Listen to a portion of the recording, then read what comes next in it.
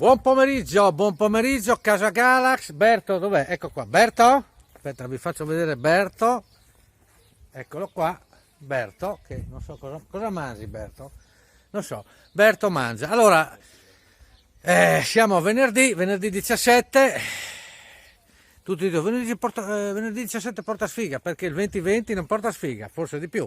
E questa barzellettina la dedico a Dennis Greati, che è un mio fans di non so dove, però grazie a Dennis che ha detto che mi segue tantissimo. E allora la dedichiamo anche agli amici cinesi che ci hanno portato il virus, però ci hanno dato che tanto una mano e loro sono usciti, quindi usciremo anche noi, spero il più presto possibile, perché è ora di finirla, di stare a casa qua, perché bisogna versare pian piano, mascherine vergognosissime o non vergognosissime, ma dobbiamo tornare a riprenderci. Quindi la barzellettina è questa qua. Allora, bar, che sono chiusi, ma speriamo riapriamo, apre il bar, c'è Mario, tipico, sai, beve un taio, lì, tac, a un certo punto appoggiato al bancone, entra dentro un cinese, arriva lì da Mario, gli fa, balista, quando si sveglia Mario, digli che questo era un colpo di karate di quelli di una volta, ciao, e va via.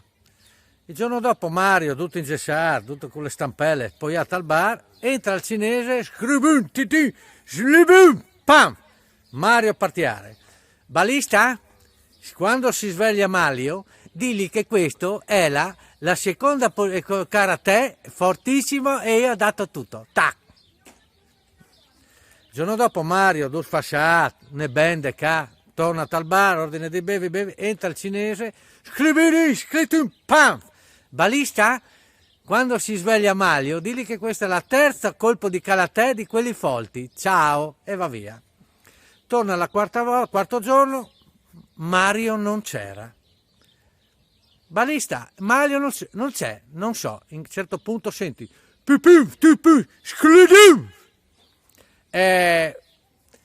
barista, Franco, sa si sveglia il cinese, dici che il cale era il cric de 120 volte. Ciao, una roba vergognosissima.